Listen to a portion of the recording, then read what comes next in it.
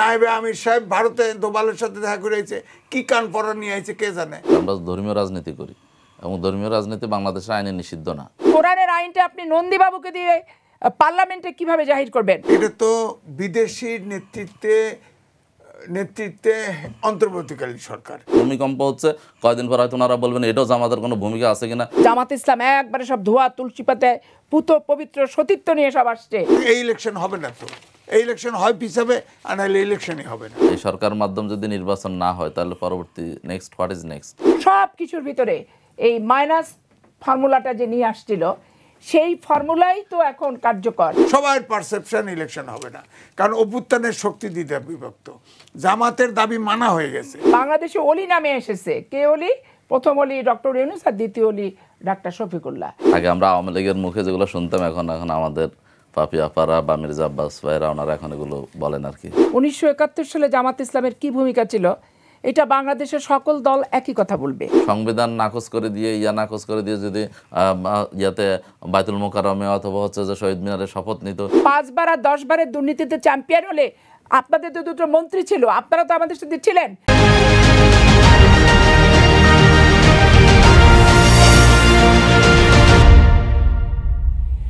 দর্শক স্বাগত কালের কণ্ঠে নিয়মিত অনুষ্ঠান কালের সংলাপে। আজ আমাদের সাথে আলোচনা এগিয়ে নিতে স্টুডিওতে উপস্থিত আছেন সিনিয়র সাংবাদিক ও কলামিস্ট এম এ আজিজ। ধন্যবাদ। আমাদের সঙ্গে আছেন বিএনপির সাবেক সংসদ সদস্য অ্যাডভোকেট সৈয়দা আসিফা আশরাফি পাপিয়া, এবং আমাদের সঙ্গে আলোচনা এগিয়ে নিতে আরও উপস্থিত থাকবেন অ্যাডভোকেট শাহ মোহাম্মদ মাহফুজুল হক চৌধুরী, সাবেক সভাপতি ছাত্র শিবির। দর্শক, আজকে আমাদের আলোচনার বিষয় নির্ধারিত হয়েছে নির্বাচন পেছানোর ষড়যন্ত্র। শুরুতেই পাপিয়াপা আপনাকে দিয়ে আমি শুরু করতে চাচ্ছি আজকের আলোচনা প্রোগ্রামটি। বিএনপির স্থায়ী কমিটির সদস্য সালাউদ্দিন আহমেদ বলেছেন নির্বাচন পেছানোর ষড়যন্ত্র হচ্ছে। আমরা তো দেখছি যে আপনারা নির্বাচনের জন্য প্রস্তুতি নিচ্ছেন, যারা গণভোট আগে করার কথা বলছিল, আন্দোলন করছে, তারাও নির্বাচনের জন্য প্রস্তুতি নিচ্ছে। তাহলে নির্বাচনে যে ষড়যন্ত্র কারা করছে? কমিশনও তো প্রস্তুতি নিচ্ছে, সরকারও প্রস্তুতি নিচ্ছে। এখানে নির্বাচন আগায়নি, নির্বাচন কোনো প্রস্তুতিই নাই আসলে সরকারের। একাত্তর মাঝে মধ্যে বলে রাজনৈতিক দলের, বিশেষ করে আমরা যেহেতু নির্বাচন চাচ্ছি 15 বছর যাবৎ, একটা স্বচ্ছ নির্বাচন, এই স্বচ্ছ নির্বাচনটা যেহেতু আমরা চাই, তখন আমাদের সান্ত্বনা পুরস্কার হিসেবে তখন বলে হ্যাঁ এত তারিখে তফসিল, এত ভিতরে নির্বাচন, এই বলে একটা পাবলিকলি আইওয়াশ করার জন্য। কিন্তু বেসিক্যালি এই সরকারের কোনো প্রকার সদিচ্ছা নাই যে তারা নির্বাচন, একটা ফেয়ার নির্বাচন হলে দিয়ে ক্ষমতা হস্তান্তর করে তারা তাদের নিজস্ব জায়গায় ফেরত যাবে, এরকম সদিচ্ছা এদের নাই। কারণ ইনারা হচ্ছে এজেন্ডা বাস্তবায়ন করার জন্য আসছেন, এবং এনারা 1-11 থেকে এজেন্ডা নিয়ে আসছেন। প্রত্যেকের ভিতরে এজেন্ডা আছে, এজেন্ডার বাস্তবায়ন। দেখেন এই যে তারা এই যে ঐক্যমত কমিশন নিয়ে আসলো, সব কিন্তু এজেন্ডা। এই যে দলের প্রধান থাকবে সে প্রধানমন্ত্রী হতে পারবে না, তো দলের প্রধান যিনি থাকবেন তিনি প্রধানমন্ত্রী হতে পারবেন কি পারবেন না, তো সে দল বসে সিদ্ধান্ত নেবে। ওই এজেন্ডা ঐক্যমত্য কমিশনে যে আমার সিদ্ধান্ত দিতে হবে, ওনারা কি মালিক এটার? তারপরে আপনার আরপিও দেখেন সংশোধন করছে যে নির্বাচন আপনার জোট হলেও জোটের বৃহৎ দলের প্রতীক তারা পাবে না, জোট করো কিন্তু যার যার প্রতীকে তারা ভোট করো। তাহলে এটা কার সাথে নির্বাচন কমিশন আলোচনা করে এরকম একটা বিতর্কিত সিদ্ধান্ত নিল? রাজনৈতিক সংগঠনরা নির্বাচন করবে, নির্বাচন তো ডক্টর ইউনূস করবে না, আসিফ নজরুল আর আদিলুর রহমান শুভ্র করবে না। তো তাহলে আপনার সিদ্ধান্তটা কার সাথে বসে নিল? এরা যা করছে সব জামাত ইসলাম এবং এনসিপির মনোরঞ্জন, এবং তাদেরকে কিভাবে বাহাল করা যায়, তাদের কিভাবে প্রতিষ্ঠিত করা যায়, এই প্রচেষ্টাই হচ্ছে এরা লিপ্ত। না, আপনি বলছেন যে কাদের সাথে বসে সিদ্ধান্ত নেওয়া হলো। আমরা তো দেখেছি আপনারা প্রথমে চেয়েছেন ডিসেম্বরে নির্বাচন হোক, তারপরে প্রধান উপদেষ্টা লন্ডনে গিয়েছেন, সেখান থেকে আসার পরে তিনি ঘোষণা দিয়ে দিলেন ফেব্রুয়ারিতে নির্বাচন হবে। তো সেক্ষেত্রে আপনারা তো মানে ওয়াকিবহাল যে নির্বাচন হচ্ছে। তো চাই, কিন্তু নির্বাচনের সরকারের তো কোনো প্রস্তুতি নাই। আর তারা যে কাজগুলো করছে এটা কোনো রাজনৈতিক দলের সংগঠনের সাথে, বিশেষ করে আমাদের সাথে, কি আমাদের যে জোটভুক্ত আমরা আছি, আমাদের সাথে বসে তো কোনো সংগঠন করছে না, কোনো সিদ্ধান্ত তারা নিচ্ছে না। তারা যা নিচ্ছে জামাত আর এনসিপির কাছ থেকে নিচ্ছে। জামাত এনসিপি নির্বাচন চাচ্ছে না, কারণ তারা তাহলে ক্ষমতা প্রভোগ করতে পারবে, তারা আরও পাকাপোক্ত করতে পারবে, রাষ্ট্রের যা বাজেট তারা যে যেখানে দাঁড়াবে সেখানে নিয়ে যাবে। এবং ডক্টর ইউনূস সাহেবের গ্রামীণ ব্যাংকের যারা কর্মকর্তা কর্মচারী ছিল অনেকেই তাকে প্রমোট করছে, ওনার বর্তমান প্রধান উপদেষ্টার দপ্তরে প্রমোট করা হয়েছে, এবং তারা এক এক জায়গায় ডিসি, এসপি, ইউনো, ওসি, জামাত ইসলামের এক একজন এক একটা দায়িত্বে পর্যন্ত আছে, এবং ওই সমস্ত ছেলেদের কথায় জেলাতে টাকা পয়সা বিভিন্নভাবে বরাদ্দ দেওয়া হচ্ছে। কিন্তু আমি তো চাঁপাইনবাবগঞ্জ জেলাতেই দেখতেছি যে গ্রামীণ ব্যাংকে আমার চাঁপাইনবাবগঞ্জের একটা ছেলে চাকরি করতো, 14 গোষ্ঠী জামাত ইসলাম করে, 14 গোষ্ঠী শিবির করে, তাকে ওই অফিসে দায়িত্বশীল পোস্টে দেওয়া হয়েছে, এবং সে যেটা ফোন করে সেটাই চাঁপাইনবাবগঞ্জে হয়, এখানে আর কোনো কিছু না। আপনার 1.5 বছরের ভিতরে 2টো শিবির করা ছেলেকে জেলা প্রশাসক হিসেবে সে নিয়ে গেছে, এবং বেশ কিছু টাকা পয়সাও সে সেখানে নিয়ে গেছে। তো নির্বাচন মুখে মুখে সব নির্বাচন আপনি মোটা দাগে প্রস্তুতি নির্বাচনের সরকারের নাই। আপনি মোটা দাগে বলতে চাচ্ছেন যে জামায়াতের সাথে অথবা এনসিপির সাথে আলোচনা করে সরকার নির্বাচনের সিদ্ধান্ত নেওয়া তাই নাই। আপনি একটা জিনিস, জামাত কত সূক্ষ্ম মাথায় চলে, আপনি নিজে একটা জিনিস চিন্তা করেন যে সূক্ষ্ম মাথার ভিতরে আপনার তারা বললো লটারি করে দেয়া হবে। তো লটারির আগে যখন ডিসি চলে যায়, লটারি করার আগেই যখন জেলা প্রশাসক চলে যায়, রাত 3টার সময় যখন দায়িত্বভার অর্পণ করা হচ্ছে, তো আমি তো ছাত্র জীবন থেকে রাজনীতি করে আসি, এবং আমি বাংলাদেশ জাতীয়তাবাদী দল যতগুলো নির্বাচনে অংশগ্রহণ করেছে প্রত্যেকটা জায়গাতে, প্রত্যেকটা নির্বাচনী এলাকা আমার একটা প্রত্যক্ষ অংশগ্রহণ আছে। আমি আমার 30 বছর জীবনে তো কখনো দেখিনি যে রাত 3টার সময় ডিসি বদলি হয় এবং রাত 3টার সময় দায়িত্বভার অর্পণ করা হয়। লটারি কে কার লটারি দেখতেছে, কার সাথে কে লটারি করতেছে? আমি তো বিএনপি জামাত যেখানে কন্টেস্ট, আমি তো জামাত বিএনপি কারোরই ডিসিএসপি চাই না, আমি কারোরই ডিসিএসপি চাই না। বরং যে দল ভোট করছে না সেই দলের যারা আছে চাকরিতে বহাল রেখেছে সরকার দিয়ে দিক সেখানে, তাহলে নিরপেক্ষ ভোট হওয়ার সম্ভাবনা আছে। তো লটারি এটা তো জামাতের পক্ষ থেকে করা হয়েছিল, আবেদন করা হয়েছিল। লটারির আগেই তো শুনেন, জামাত আগে নিজের মতো পোস্টিং নিয়ে নেয়, তারপর লটারি কথা বলে, ওটা 2 তালেই থাকে। আমার চাঁপাইনবাবগঞ্জে দিয়েছে জেলা প্রশাসককে, 2টো জেলা প্রশাসকই শিবির করা। জি, আমি আপনার কাছে আরো একবার আসবো। আমি আপনারা সাংবাদিক ইনভেস্টিগেট করেন এটা শিবির করা কিনা। আর শিবির তো ধরেন একটা বর্ণচোরা সংগঠন হিসেবে 15 বছর ছিল, তো বর্ণচোরা হিসেবে থাকার কারণে আওয়ামী লীগের সাথেই মিলেমিশে ছিল, আবার দলের নেতৃত্বস্থানীয়রা বিএনপির সাথে জোট করছে, তাহলে দুই দিকে ধরেন এদিকে বিএনপির সাথে জোট করছে, ওদিকে মিলেমিশে থাকছে, স্বাভাবিক কারণে। জি প্লিজ, আমি আপনার কাছে আরও একবার আসবো। আমি আজিজ ভাই আপনার কাছে একটু আসতে চাই।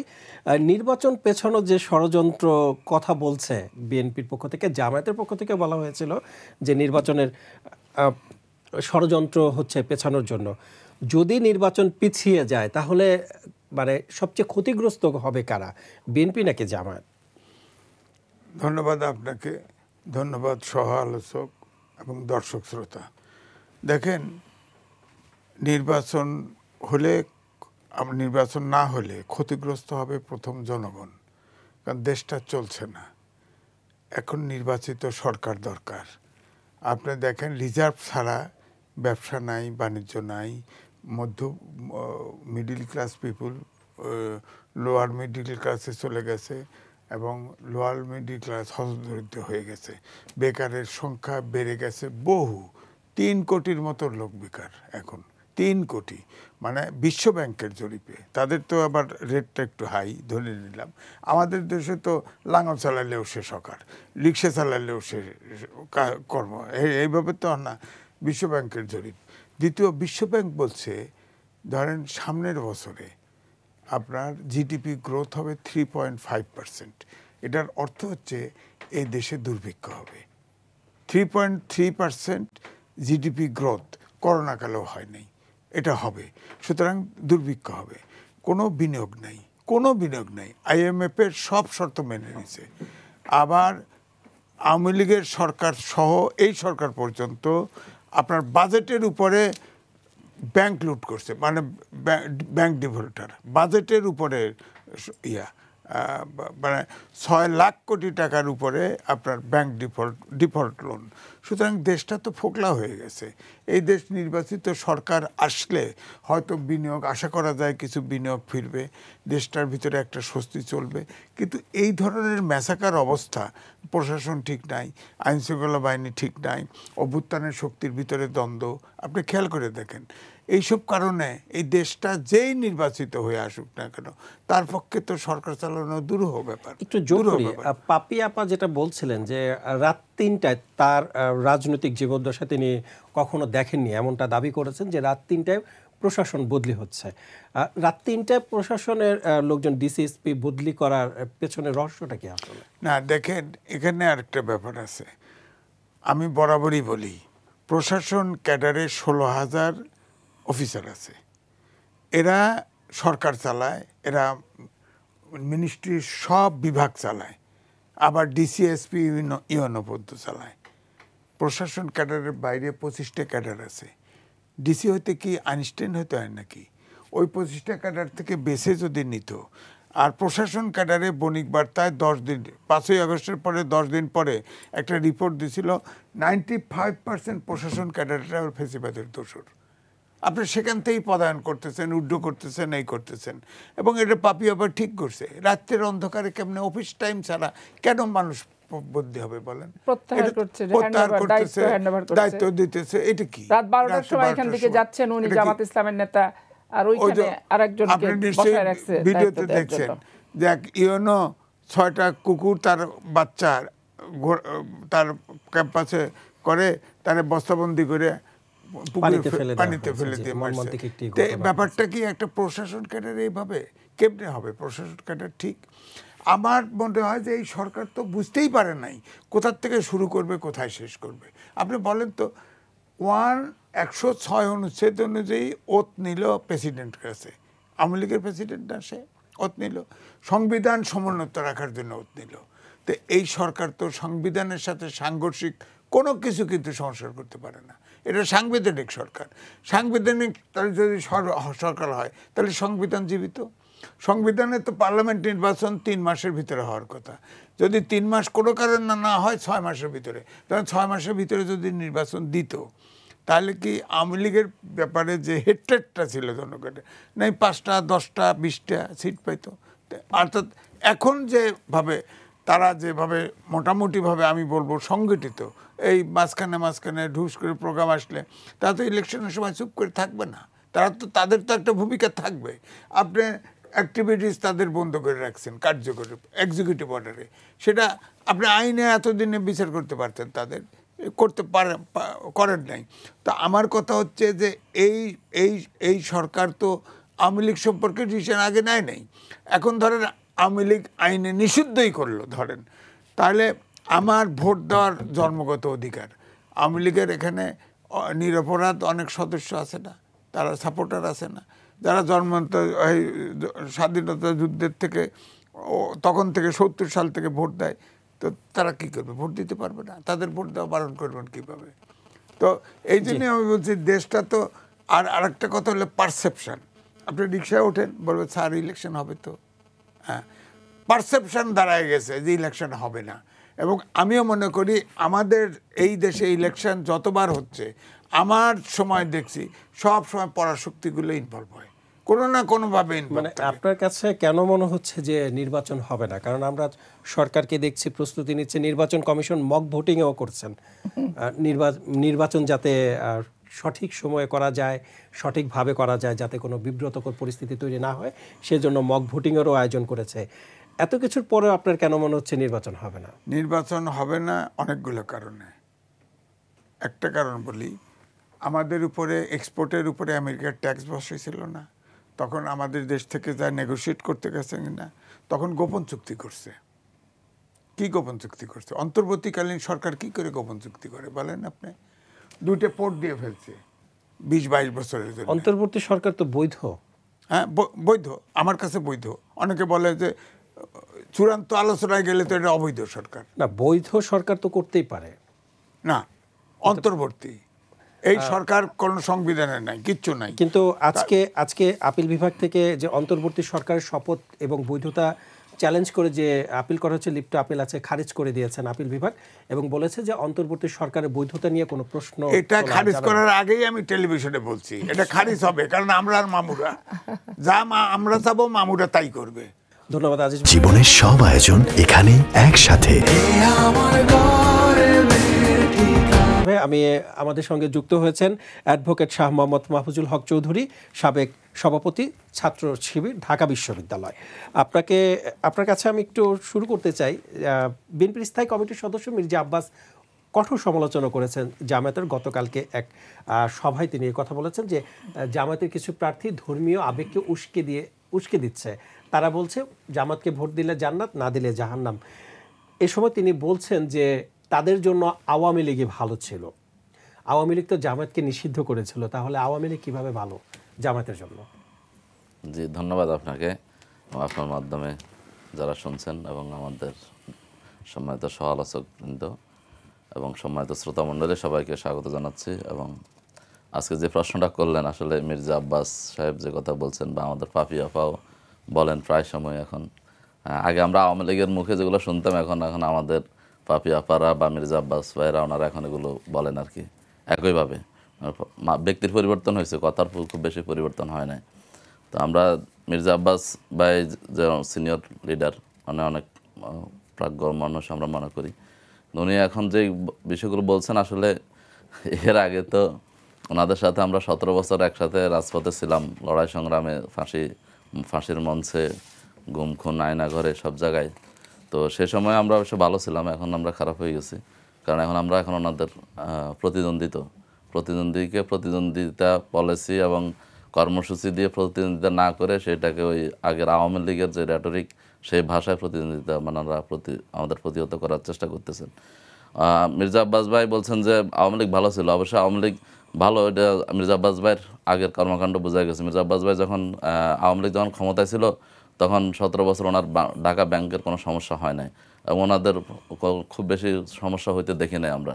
বড় বড় আন্দোলনের ঘোষণা দিয়েছে, খালেদা জিয়া ডেকেছে 5ই মে শাপলা চত্বরে আসার জন্য, ওনারা সাড়া দেন নাই। এরপর হচ্ছে যে আমরা দেখেছি মার্চ ফর ডেমোক্রেসিতে 30শে ডিসেম্বর খালেদা জিয়া ডেকেছিলেন, সারা দেশ থেকে আমরা এসেছিলাম, আমাদের নেতাকর্মীরা এসেছিল। আপনারা দেখেছেন রামপুরাতে আমাদের শহীদ সোহানুর শেষ জীবনও দিয়েছে, কিন্তু সেদিন ওনাদেরকে খুঁজে পাওয়া যায় না, ওনাদের মোবাইল বন্ধ ছিল, তখন রাস্তায় নামার সাহস করেন না। ওনাদের কারণে ফেসিবাদ 17 বছর দীর্ঘায়িত ছিল, কারণ ওনারা বিভিন্নভাবে সেখান থেকে সুবিধা গ্রহণ করেছেন।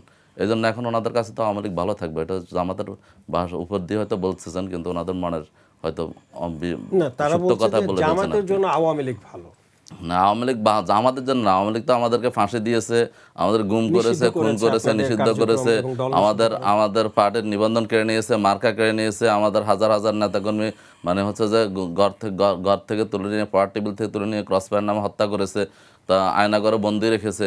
তো আমরা তো আমাদের ব্যবসা বাণিজ্য বুলডোজার দিয়ে আমাদের সাতক্ষীরাতে, চাঁপাইনবাবগঞ্জে বিভিন্ন জায়গায় বাড়িঘর ভেঙে দিয়েছে। তো সেগুলো তো আমরা তো মনে করি না আওয়ামী লীগ আমাদের জন্য ভালো ছিল।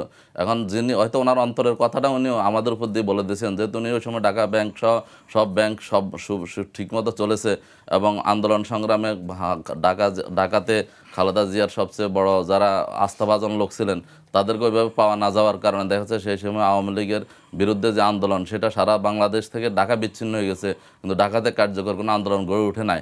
কারণ ওনাদের সাথে সরকার একটা বোঝাপড়া হয়তো ছিল, না হলে কেন ওই সময় ওনারা এত দাপটের নেতৃবৃন্দ সেই সময় কেন ভূমিকা রাখতে পারেন নাই? তো এই জন্য এটা তো জনগণ বলবে। আমরা বলতে চাই যে অবশ্যই আমরা আওয়ামী লীগের সাথে একদিনের জন্য ইয়ার জন্য এই গত 17 বছরে আমরা আপোষ বা মানে কোনো সমঝোতা বা কোনো ধরনের আলাপ আলোচনার ছিল না। থাকলে আমাদের এত নেতৃবৃন্দকে ফাঁসির মঞ্চে ঝুলতে হতো না। বহুবার প্রত্যেকটা ফাঁসির আগে আপনারা দেখেছেন কীভাবে অফার এবং আলোচনা বিভিন্নভাবে তাদের প্রতিনিধিরা যোগাযোগ করেছে, কিন্তু আমাদের নেতৃবৃন্দ সে আপোষের পথে না হেঁটে সেটাকে অন্যায়ের কাছে মাথা নত না করে ফাঁসির রশি বরণ করে নিয়েছেন। সাইদ হুজুরের মতো লোক কারাগারে 13 বছর বন্দি থেকে জীবন দিয়েছেন। আমাদের মানে আমরা তো কোনোদিন আজকের এই দিনে আসবো বা আলো দেখবো সেটা আমরা মনে করি নাই। আমাদের এক আশায় হয়তো 3 দিন থাকতে পারি নাই, 7 দিন থাকতে পারি নাই, একটা মোবাইল 7 দিন ব্যবহার করতে পারি নাই, মোবাইল সিম সেট সব কিছু চেঞ্জ করতে হয়েছে। আমরা তো ঢাকা বিশ্ববিদ্যালয়ে আজকে ওই যে আফা একটু আগে বললেন গুপ্ত তো ওনারা আমরা ঢাকা বিশ্ববিদ্যালয়ে মাস্টার্স করতে পারি নাই। এক ক্যাম্পাসে একদিন গিয়েছি, মাথা ফাটিয়ে, আপনারা জানেন হয়তো লাইব্রেরির ভিতরে আমাকে আটকা রেখে কী পরিমাণ নির্যাতন করেছে এবং মাথা ফেটে পর 3 তলায় লাইব্রেরির একটা রুমের ভিতরে আটকে রাখছে যাতে তারা খুঁজে না পায়। চারপাশে পাহারা বসেছে যাতে সেখান থেকে তুলে নিয়ে যেতে পারে, কিন্তু সেই সময় তো আমরা ওনাদের অনেককে দেখি নাই, পাই নাই তো আন্দোলনে।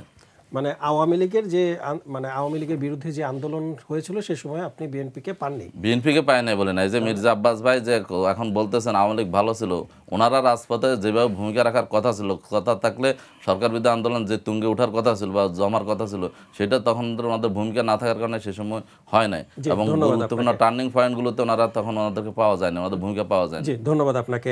পাপিয়াপা একটু আসতে চাই আপনার কাছে, যে সরকার বিরোধী আন্দোলনে ওই রকম ভূমিকা মানে যাদের রাখার কথা ছিল তাদের ছিল না বলে দাবি করেছেন, ভাই আপনি কি বলবেন এই বিষয়ে? তার আগে আমি একটু বলতে চাই যে মাহফুজুল হক অ্যাডভোকেট সাহেবকে, যে আওয়ামী লীগ যে ভাষায় কথা বলতো বিএনপি সে ভাষায় কথা বলে, এটার আমি তীব্র আপত্তি জানাচ্ছি। আপত্তিটা কোথায়? যে বাংলাদেশের ইতিহাস নিয়ে যদি আপনাকে আলোচনা করতে হয়, 1971 সালে জামাত ইসলামের কি ভূমিকা ছিল, এটা বাংলাদেশের সকল দল একই কথা বলবে। তার মানে আওয়ামী লীগের সুরে কথা হলো না। 1948 সালে ভারত ভাগের সময় আপনাদের ভূমিকা কী ছিল, এটা ইতিহাস একই ভাষায় কথা বলবে। এখন এই ইতিহাসের সত্যতা নিয়ে কথা বলতে গেলে কারুর কথা তো, ইতিহাসের সত্য যদি 10 জন একত্রিত হয়ে আপনি যদি সেখানে দ্বিমত পোষণ করে, এটা আমার অপরাধ না।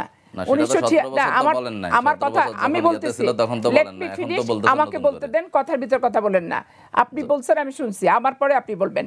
আবার 1986 সালে আপনারা যখন নির্বাচনে গেলেন, এই ঐতিহাসিক সত্যটা যদি বলতে হয় আমাকে, তখন আপনি যদি বলেন যে আওয়ামী লীগের সুরে আপনি কথা বলছেন, এখানে ইতিহাস নিয়ে আমি কথা বলছি, ইতিহাসের সত্য দিক অস্বীকার করার কোনো সুযোগ নাই।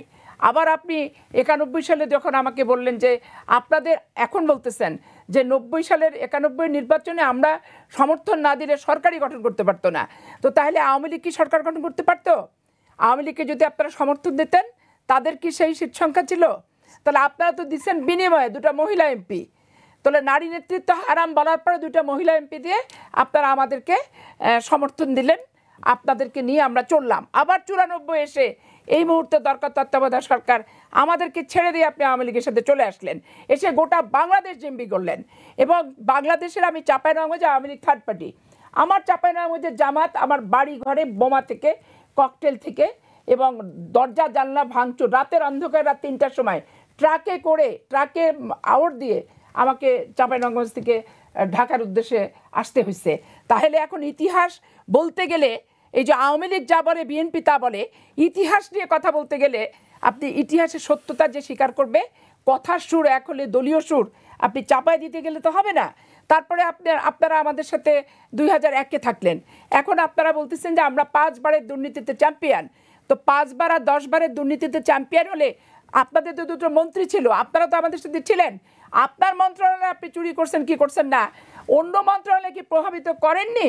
গ্যাটকো থেকে নাইকো থেকে যতগুলো মামলা, সবগুলোতেও তো আপনাদের এই 2 মন্ত্রী আসামি, আমরাও আসামি। তা আপনি যখন আমাকে বলবেন যে আপনি 5 বারের দুর্নীতির চ্যাম্পিয়ন, আর আপনি একবারে ধোয়া তুলসী পাতা আমাদের সাথে মন্ত্রী পরিষদে থেকে, এই সত্য কথাটা যখন আমি আলোচনা করব, তখন আপনি আওয়ামী লীগের সুরের সাথে আমার সুর কেন মিলাবেন? বাস্তবতার ভিতরে আপনাকে আসতে হবে। তারপরে 2008-এ যখন 1/11 আসলো, আপনারা সাথে সাথে পোল্টি খেয়ে এখন বিএনপির বিরুদ্ধে বিষোদ্গার করলেন। বিএনপি বিশাল দুর্নীতিবাদ সংগঠন। আপনারা যখন ইয়ানত নিচ্ছেন ওটা চাঁদা না, আপনারা যখন হাদিয়া নিচ্ছেন ওটা চাঁদা না, আপনারা যখন ভোটকে প্রলোভন করানোর জন্য ডিনার পার্টি দিচ্ছেন, লাঞ্চ পার্টি দিচ্ছেন, মেশিন দিচ্ছেন, রিক্সা দিচ্ছেন, তারপরে মুদিখানার দোকান ফ্রি করে দিয়ে চিরকুট বাসায় বাসায় পৌঁছায় দিচ্ছেন, তারপরে শীতের কম্বল চিরকুট দিচ্ছেন বাসায় বাসায়, অমুক দোকান থেকে নিয়ে নিবা। এই যে ভোটকে প্রলুব্ধ করা, এই সত্য কথা যখন আমি বলছি, আপনি বলছেন যে আমি এখন অন্য ভাষায় কথা বলছি। আমার সম্পর্কে জেনে নিন, আমি পাপিয়া রাজশাহী বিশ্ববিদ্যালয় 1985-86 সেশনে ভর্তি হয়েছি। আমি তখনও যে কথা বলেছি চোখে দেখে, আমি এখনও 25 সাল পর্যন্ত একই কথা বলছি। তার কারণ রাজশাহী বিশ্ববিদ্যালয় ইসলামী ছাত্র শিবিরের তাণ্ডব, সন্ত্রাস, রক্কাটা, পাকাটার অন্তত পক্ষে 25টা ইতিহাস আমার কাছে আছে। একবার দিন ক্ষণ তারিখ ধরে আমি বলে দিতে পারবো। ভাগ্যচক্রে আমার বিয়ে হয়েছে রাজশাহী তার চাঁপাইনবাবগঞ্জে, সেখানেও কিন্তু জামাত ইসলাম 2nd পজিশন। অতএব তাদের এই ধর্ম ব্যবসা করা, জান্নাত দেওয়া, জান্নাত না দিলে ভোট হবে না। দেখেন আমি স্পষ্ট করে বলছি, আমি আমার কথাটা আপনি শুনেন, টক শোয়ে আসলে একটু শুনতে হয়, তারপরে আপনারটা আপনি বলেন। নায়েবে আমি লতিফুর রহমান সাহেব ভোট করলেন প্রথম দাড়িপাল্লা নিয়ে, বললেন দাড়িপাল্লাতে ভোট দিলে জান্নাত হবে। 22শে জানুয়ারি উনি করলেন কাঁঠাল মার্কা প্রতীক নিয়ে, বলছে কাঁঠালে ভোট দিলে দাঁড়িপাল্লা হবে। তারপরে উনি দেওয়াল ঘড়ি মার্কা নিলেন, বলছে এখানে ভোট হলে জান্নাত হবে। আবার 2001-এ উনি দাঁড়িপাল্লা পেলেন, বলছে জান্নাত হবে। মোখলেসুর রহমান উপজেলা ভোট করলেন মোটরসাইকেল নিয়ে, বলছে মোটরসাইকেলে ভোট দিলে শুধু জান্নাত না, দেলার হোসেন সাইদির মুক্তি হবে। আজকে আপনি আমাকে দোষারোপ করছেন আমরা আন্দোলন ঠিকমতো করতে পারিনি। আজকে আপনি কোথায় ছিলেন? এই যে আপনার এতগুলা লোককে ফাঁসি দিল, এতগুলা লোককে ফাঁসি দিল, শিশির মনির বলেন, আপনি বলেন, আর একজন ব্যারিস্টার ইদানিং টকশোয়ে অস্থির হয়ে যায় টকশো করতে করতে। আমি কোনো আপনাদের পক্ষে আমি গেছি দিগন্ত টিভি থেকে শুরু করে সব জায়গায়, যে ইন্টারন্যাশনাল ক্রাইম ট্রাইব্যুনাল অ্যাক্ট 1973 কোথায় কোথায় ত্রুটিযুক্ত, এই বিচারের ত্রুটিমুক্ত কোথায় এবং কোথায় কোথায় এখানে সমস্যা আছে, এগুলো আমি ল পয়েন্টে আলোচনা করেছি। কিন্তু আমি কোনো জামাত ইসলামের একজন টকারকে কোনো টেলিভিশনে আমি কোথাও দেখিনি। তাহলে আপনারা আমাদের সাথে জোটে থাকলেন, মিছিল করলেন, আর একটা প্রশ্ন আওয়ামী লীগের সাথে থাকলেন, ক্ষমতা ভোগ করলেন। তা নিজেদের থাকার প্রশ্নটা নিজের বিবেক দিয়ে আগে প্রশ্ন করে নিজেকে জিজ্ঞাসা করবেন, তারপরে আমার থাকা, আমার পাড়া, আমার না পাড়া নিয়ে পরে প্রশ্ন করবেন। ধন্যবাদ আপনাকে। আমি আজিজ ভাই একটু আসতে চাই আপনার কাছে, যে ব্যক্তির পরিবর্তন হয়েছে, কথার পরিবর্তন হয়নি। মাহফুজুল হক চৌধুরী ভাই এমনটা বলছিলেন, মানে আপনার কাছে কি তাই মনে হচ্ছে? না দেখেন, পাপি আপা বললো না 1991 সালে বিএনপি ক্ষমতায় আসার পরে 5 বারে বিএনপি চ্যাম্পিয়ন হয়েছে দুর্নীতিতে।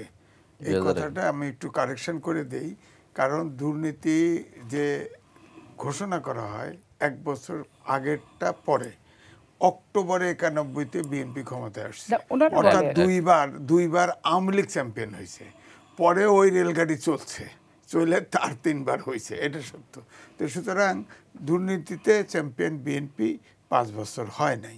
এর ভিতরে জামাতও ছিল, এটা ঠিক, কিন্তু এটা হয় নাই। তো আমি যেটা বলতেছিলাম, যেটা আপনি বলতেছিলেন যে ধরেন আগে যে কথা বলছে এটা হবে, কারণ হচ্ছে ধরেন আমি এখনকার কথাই বলবো, যে ধরেন এখন আমি আগে বলার চেষ্টা করেছি যে পরাশক্তিগুলো অ্যাক্টিভ থাকে, এবং আপনি খেয়াল করে দেখেন আমেরিকায় গোপন চুক্তি এই সরকার করেছে, এই সরকার বৈধ বলা হয়েছে। আমি একটু ক্লারিফাই করি, দেখেন 106 অনুচ্ছেদ অনুযায়ী এই সরকার রেফারেন্স নিয়েছে, বলা হয়েছে যে অন্তর্বর্তীকালীন সরকার যেহেতু সংবিধানে নাই, ডক্ট্রিন অফ নেসেসিটি, এই সরকার কাজ চালাতে পারবে অন্তর্বর্তীকালীন সরকার হিসাবে, এটা রেফারেন্স দিয়েছে। আমরা ধরে নিয়েছি, প্রেসিডেন্ট বলেছে, প্রেসিডেন্টের চেয়েছে, বলেছে যাতে দেশে ভ্যাকুয়াম না হয়, তৈরি না হয়, আমরা এটা বিশ্বাস করে নিয়েছি। কিন্তু প্রশ্ন হচ্ছে প্রধান বিচারপতি আর একজন অ্যাপিলেট ডিভিশনের বিচারপতি সেনানিবাসে তালিকা ঘোষণা করা হয়েছে না? আমি তো বরাবরই বলছি যে 926 জন সেনানিবাসে আশ্রয় নিয়েছে, এটা সেনাপ্রধান বলেছিল। আমি বর্বর সরকারকে বলছি তার তালিকা কোথায়? এই যে পালায় পালায় সব ভারতে যাচ্ছে, তাহলে এখানে তালিকাটা তো আমরা জানতে হবে। পরে শেষ পর্যন্ত আইএসপি থেকে তালিকা দিছে, তার ভিতরে তো বিচারপতি আছে, ইউনিভার্সিটি আছে, অমুক সমক। তো আমার বক্তব্য হলো তারপরেই আপনি খেয়াল করে দেখেন ওই মব সন্ত্রাস কোর্টের ভিতরে ঢুকে গেল, সব বিচারপতি ভেঙে গেল। তো রেফারেন্সটা কে দিল? এখন পর্যন্ত কোনো ডকুমেন্ট নাই। এই জন্য শিশির মণি ঐক্যমত কমিশনে বক্তৃতা দিয়ে বলছিল এই সরকার কোনো রেফারেন্স নেয় না, সরকার তো অবৈধ। এটা বলার যদি কেউ বলে, এটা কিন্তু একদম অযৌক্তিক না, কারণ রেফারেন্স দিলটাকে, এই প্রশ্নর তো মীমাংসা আজ পর্যন্ত হয় নাই তো। বিচারপতিরা সেনানিবাসে, আর যা ছিল তাও যা দেখেন নাই, হাইকোর্টে সুপ্রিম কোর্টে ঢুকে পড়ছিল পোলাপান, ঢুকে সব বিচারপতিরা ভেঙে গেছে না? তো তাহলে 106 অনুচ্ছেদে দিলটাকে, তার ডকুমেন্টটা কই? এত চ্যালেঞ্জ হয়েছে, বহুত চ্যালেঞ্জ হয়েছে, ডকুমেন্ট তো শো করে নাই। ধরেন এখানে ধরেন এই যে হিয়ারিংটা হলো, হিয়ারিংটা এই ডকুমেন্টটা নাই কেন? এই ডকুমেন্ট তো শো হয় নাই। আপনার তো কোর্টকে চ্যালেঞ্জ করা যায় না, কোর্ট তো আমাদের জন্য আল্লাহর পরের স্থান, মানে উচ্চ আদালত। সুতরাং এখানে তো বলতে পারবো না যে কোর্ট কেন ওটা দেখলো না। অ্যাপিলেট ডিভিশনই তো দিছে, রেফারেন্সটা অ্যাপিলেট ডিভিশনে দিছে। কিন্তু আমি যদি বলি অ্যাপিলেট ডিভিশন 106 অনুচ্ছেদ অনুযায়ী যে রেফারেন্সটা দিল, বিচারপতি কারা ছিল এটা আজ পর্যন্ত জানি? কে দরখাস্ত করছিল? হাইকোর্ট যে চিঠি দিয়ে রেফারেন্সটা চাইলো, সে চিঠি কই? এই প্রশ্নগুলো। কিন্তু আমার কথা হচ্ছে, দেখেন শেখ হাসিনা যখন ক্ষমতায় আসে তখন হোসেন মোহাম্মদ এরশাদ এবং শহীদ প্রেসিডেন্ট জিয়াউর রহমানের সরকার আমল অবৈধ করার চেষ্টা করেছে, কিন্তু দেশে তো সরকার ভ্যাকুয়াম তৈরি হয়, এই জন্য কিন্তু যেটুকু রাখার রাখছে, কিছু কিছু বাতিল করে দিছে না, ওই যে কেয়ারটেকার বাদ করছে, এরকম কিছু কিছু তো বাদ করে দিছে। তো আসলে সরকারের ভ্যাকুয়াম কিন্তু তৈরি, ধরেন এই যে ভ্যাকুয়াম, এই যে ধরেন 106 অনুচ্ছেদে আমি যে প্রশ্নটা উত্থাপন করলাম, নেক্সট যে সরকার আসবে তারা কিন্তু এখানে যা লিখলে পার্লামেন্টে পাশ করবে, অর্থাৎ সরকারের ভ্যাকুয়াম থাকবে না, এটা পূরণ করে নেবে। ধন্যবাদ ধারাবাহিকতা। আপনাকে ধন্যবাদ। জনাব মাহফুজুল হক চৌধুরী, আপনার কাছে একটু আসতে চাই। দুর্নীতি নিয়ে তো আপনারা বেশ সোচ্চারভাবে কথা বলছেন জামায়াতের পক্ষ থেকে। পাপি আপা যেটা বলছিল যে গ্যাটকো নাইকো দুর্নীতির মধ্যেও তো জামায়াতের অনেক নেতা ছিলেন যারা মামলার আসামি হয়েছেন, মানে আপনারা দুর্নীতির বিরুদ্ধে তাহলে কিভাবে কথা বলছেন, এটা একটা প্রশ্ন। আর আরেকটি প্রশ্ন রাখতে চাই যে দাঁড়িপাল্লায় ভোট দিলে আসলে কি জান্নাত পাওয়া যায় কিনা? না, আমি তো আপনার ইতিমধ্যে বলছি যে দাঁড়িপাল্লা না, দানের শীষে জান্নাত, দানের শীষের কথা বক্তব্য দিচ্ছেন তো বিভিন্ন জায়গায়, এবং আল্লাহর দানের শীষের ওয়াদা যদি খেলাপ করে তাহলে আল্লাহ নারাজ হবেন, এরকম বক্তব্য আজকে ফেসবুকে ব্যাপক ভাইরাল। তো সেগুলো তো বলেন না, সেগুলো তো বলেন না, বলেন তো শুধু ওই যে মানে জামাত ইসলামীকে নিয়ে ট্যাগ করে বলেন। যাই হোক, আমরা বলতে চাই যে যে কথা বললেন দুর্নীতির বিরুদ্ধে, আমরা অবশ্যই দুর্নীতিতে আমাদের দুজন মন্ত্রী ছিলেন, 3টা মন্ত্রণালয় পরিচালনা করেছেন। তো কেয়ারটেকার এর আগে যে 11 সরকার সবারই তো ধরে ধরে জেলে ভরেছে, এবং হচ্ছে যে সেখানে তদন্ত হয়েছে, বিভিন্ন হয়েছে। তো সেখানে জামাত ইসলামের এই মন্ত্রণালয়ের বিরুদ্ধে তো কোনো দুর্নীতি খুঁজে পাওয়া যায় না। এখন যে মামলার কথা বলা হচ্ছে, সরকারের ছিল, যেহেতু দলীয় সরকার, 4 দলীয় জোটের সরকার ছিল, সরকারের একটা অংশীদার, সেই হিসেবে তাদেরকে নেতৃবৃন্দকে মামলা দেওয়া হয়েছে। কিন্তু ওইটার সাথে জামাত ইসলামের সম্পৃক্ততা বা স্পেসিফিক জামাত ইসলামের বিরুদ্ধে, জামাত ইসলাম মন্ত্রণালয়গুলোর বিরুদ্ধে, মন্ত্রণালয়গুলোতে কোনো দুর্নীতির অভিযোগ তদন্ত করে কোনো পাওয়া গেছে, রিপোর্ট কোনো বের হয়েছে, সেটা যদি আপনি জানেন তাহলে সেটা আপনি বলুন, ফাপি আপার কাছে থাকলে ফাপি আপা দেবেন নিশ্চয়ই। তো এরপরে আমাদের যেই একটা কথা এখন আসছে যে আসলে আমি ফাপি আপারকে তো বড় বোন, আমরা বেশি বদলি না, কারণ হচ্ছে যে এখন আফা শুরু করতেছেন জামাতের সরকার, ইনুস গুপ্ত জামাত, এরকম সরাসরি বলতেছেন। তা আসলে জামাতের সরকার, এই সরকার জামাতের সরকার না বিএনপির সরকার, এখন কি পেয়েছে না পেয়েছে অনেক, এটা যদি আজকে খালেদা জিয়া অসুস্থ, আমরা দোয়া করি আল্লাহ সুস্থতা দান করুক, এখন সার্বিক রাষ্ট্রীয় সকল সুযোগ সুবিধা বা সিকিউরিটি সব কিছুই পাচ্ছে, তারেক জিয়ার মামলা থেকে খালাস পাচ্ছে, তারপর হচ্ছে যে আফাদেরও অনেক মামলা ছিল, আমাদেরও অনেক ছিল, সেগুলো থেকে খালাস পাচ্ছে, আজকে আমরা কথা বলতে পারতেছি, মানে করতে পারতেছি। তো এই সবগুলো যদি শুধু জামাতের হয় বা হচ্ছে যে সেগুলো তো ওনাদের নেওয়া উচিত না, সেগুলো তো প্রত্যাখ্যান করা উচিত। আপনাদের নেতারাও তো মুক্তি পেয়েছেন, হ্যাঁ সেটাই বলতেছি না, এখন ওনারা যেভাবে এটাকে জামাতের সরকার হিসেবে, জামাতের সরকার, জামাত ইউনুসকো গুপ্ত জামাত বানায় দিচ্ছে, গুপ্ত শিবির বানায় দিচ্ছে, কথা তো ওনারা এখন বলতেছে খুব হাইলি।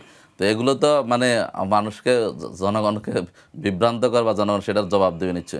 এবং হচ্ছে যে একটা মানে আফা বললেন সব ডিসিএসপি সব জামাতের হয়ে যাচ্ছে, আমি আমার নবাবগঞ্জেরটা বলেছি, আচ্ছা নবাবগঞ্জ হতে পারে, এটা বিভিন্ন স্পেশালি। এখন দেখা যাচ্ছে 97 জন, একদিন তো আমাদের আব্দুল আহমদ তাহের ভাই সরাসরি করছেন, বলছেন যে যদি এখন 3জন যদি জামাতের হওয়ার পরে 97 জন যদি বিএনপির হয়, ওই বিএনপির ওইটার ব্যাপারে নিয়ে তো ওনারা কোনো না করেন না, করে না। আমি তো দেখলাম ফেসবুকে লিস্ট সব বের হয়েছে যে কে কার কখন কার ছিল, পিএস ছিল, কার উপদেষ্টা ছিল, কোন লেভেলে ছিল, একদম সচিবদের সব বের হয়েছে। তো সেখানে দেখেন না কয়জন বিএনপির আর কয়জন জামাতের। এখন টকশোতে এসে যদি সব জামাত হিসেবে বানায় দিয়ে জামাতের রাতের বেলা কেন দিল, সেটা আপনি সরকারকে ধরেন, সরকারকে বলেন, কিন্তু সেখানকার জামাতকে সব কিছুতে যে বিএনপি আওয়ামী লীগের ভাষায় কথা বলেন। আমি তো এই জন্য বলছি, যা হয় যে বিল্ডিং পড়ে গেছে সেটাও জামাতের কারণে হচ্ছে, ভূমিকম্প হচ্ছে কয়দিন পর হয়তো ওনারা বলবেন এটাও জামাতের কোনো ভূমিকা আছে কিনা সেটা দেখতে হবে। খালেদা যে অসুস্থ হয়েছে এটার তো ভূমিকা হয়তো জামাতের চলে আসতে পারে, মানে হচ্ছে যে সবকিছুতে এখন মানে হ্যাঁ সবকিছু জামাতের ভূমিকা। তো ফিলার ফেলে যে সাবেক স্বরাষ্ট্রমন্ত্রী বলছেন যে জামাত ঝাঁকিনি দেওয়ার কারণে এটা পড়ে গেছে। তো এরকম হয়তো আমরা আরও নতুন কোনো ডেলিভারি শুনতে পাবো, মানে সব কিছুতে কোনো সত্য খোঁজা না যায়, সেক্ষেত্রে জামাতকে দোষারোপ করা, জামাতকে করা, এখন সেই ব্যাপারে বলতেছেন। আর আমরা তো মনে করি যে এখন নির্বাচন হবে কি হবে না, আমরা অবশ্যই নির্বাচন দাবি করি, নির্বাচন হইতে হবে, না হলে তো দেশ চলবে কিভাবে? নির্বাচন যত তাড়াতাড়ি হবে মানুষ একটা নির্বাচিত সরকারের মাধ্যমে চলবে, আমরা সেটা দাবি করি। কিন্তু এখন আপনারা তো দেখা বলছেন যাচ্ছে যে যে নির্বাচন পেছানোর ষড়যন্ত্র হচ্ছে, কারা করছেন? ষড়যন্ত্র কারা করতেছেন এখন দেখেন, রিট করতেছে। তারপর হচ্ছে যে আমাদের এনসিপির নাহিদ ইসলাম বলতেছেন যে এখন আসলে ভালো পরিবেশ নাই, পরিস্থিতি নাই, এখন একটু নির্বাচন পিছাই, পরে তফসিল দেন, এখন ইয়া হয় নাই। তো এগুলো বুঝতেছেন না আপনি, বা আবার বলতেছেন বিভিন্ন দিক থেকে বলা হচ্ছে যে কোনো ইয়া নাই। তো আমরা তো মনে করতেছি এটা তারা যারা হচ্ছে যে এই সরকার থাকলে তাদের সুবিধা হবে, তারা সেটাকে এখান থেকে মানে পাওয়ার এক্সারসাইজ করতে পারবেন, তারা মনে করেন। এখন আমরা তো মনে করি অবশ্যই জনগণের নির্বাচন হওয়া উচিত, জনের প্রতিনিধির মাধ্যমে হওয়া উচিত। এখন যখন বিভিন্ন জরিপগুলোতে এখন যখন জামাত ইসলামের যখন জামাত ইসলামের সরকার গঠনের ব্যাপারে বা হচ্ছে যে জনফিরতের ব্যাপারে যখন রিপোর্ট উঠে আসতেছে বা 8 দলীয় জোট হচ্ছে, এখন বিভাগীয় সমাবেশগুলোতে যখন জনস্রোত জনঢল তৈরি হচ্ছে, তখন তো অনেকের মাথা খারাপ হবে, একটু নির্বাচন পিছানোর চিন্তা করতেও পারেন, এটা অস্বাভাবিক কিছু না। তো আমরা মনে করি এগুলোতে সরকার অবশ্যই বিচলিত হওয়া উচিত না। সরকার যে শিডিউল ঘোষণা করার কথা বলছেন সেই শিডিউল ঘোষণা করে দ্রুত নির্ধারিত সময়ের মধ্যে নির্বাচন হওয়া উচিত এবং দেশের এই ক্রান্তিকালে অবশ্যই নির্বাচিত সরকার দরকার। ধন্যবাদ আপনাকে। আমি আজিজ ভাই আপনার কাছে একটু আসতে চাই। গত পরশুদিন একটি জরিপ হয়েছিল, ওয়াশিংটন ভিত্তিক একটি সংগঠন, হ্যাঁ IRI জরিপ করেছিল। বলা হচ্ছে যে প্রধান উপদেষ্টার যে নেতৃত্বে সেখানে 69% বেশি লোক সন্তুষ্ট। এখন এই 69% লোকের মধ্যে যদি আমি আপনাকে ধরি, বিবেচনা করি, তাহলে আপনি কতটুকু সন্তুষ্ট হবেন? আমি মোটেও সন্তুষ্ট না। কালকে ক্ষমতা ছেড়ে দেওয়া উচিত। পুরা ব্যর্থ, দেশটাকে ফোকলা বানা ফেলাইছে, দেশটাকে বিপজ্জনক জায়গায় নিয়ে গেছে। সুতরাং আমি কিন্তু তার পক্ষে লিখেছি। যখন 6 তলায় হাঁটা উঠে তখন টকশো করে আমি বহুত হ্যাকেল হয়েছি। হ্যাঁ, আমি তাকে জাতীয় সম্পদ মনে করেছি, কিন্তু সে আন্তর্জাতিক খ্যাতিমান লোক, এতে কোনো সন্দেহ নাই। কিন্তু সরকার চালানোর ক্ষেত্রে উনি সব বিদেশি হায়ার করছে। এটা তো বিদেশির নেতৃত্বে অন্তর্বর্তীকালীন সরকার। এই সরকার তো দেশের স্বার্থে কাজ করছে বলে মনে হচ্ছে না। দেশটাকে তারপরে দেখেন না, কিছুদিন আগে ভোট না দিয়ে কয় পাশ দিয়ে হেঁটে যায় উপদেষ্টা, পাশ দিয়ে নাকি কয় 5 বছর থাকেন, 10 বছর থাকেন। ইউনূস সাহেবকে বলতো আজীবন থাকেন, আজীবন থাকেন। হ্যাঁ, এখন বলে না। এখন হয়তো ডক্টর মোহাম্মদ ইউনূস নিজে নির্বাচন দিতে চান বলে মনে হয়, কারণ তিনি তো আর কন্ডেম হতে চান না। তিনি তো কন্ডেম হবে, সামনের বছর দুর্ভিক্ষ হবে, তো এটা কিভাবে সামলাবে উনি?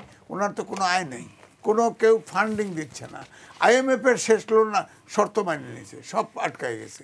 বিশ্বব্যাংকের জরিপ যেটা বলছেন, IR-এর যে জরিপ, সেখানে কিন্তু বলা হয়েছে, যেটা শাহজাহান ভাই কি মাহফুজ ভাই বলছিলেন, যে আয়ের জরিপ কিন্তু মিক্সড। যেমন বলা হয়েছে যে 40% ভোট পাবে আপনার বিএনপি আর 36% পাবে জামাত। এটা আয়ের রিপোর্ট কিন্তু আপনি দেখেছেন। মাঝখানে যে 3% অথবা 4% এটাও মানে হয়ে যেতে পারে। হ্যাঁ, সুতরাং 26% কিন্তু এখানে 34% তারা কোনো কমেন্ট করে নাই। এই 30% ভোট যেদিক যাবে সে তো জিতে যেতে পারে, কোনো সন্দেহ নেই, যদি জরিপকে ঠিক ধরি।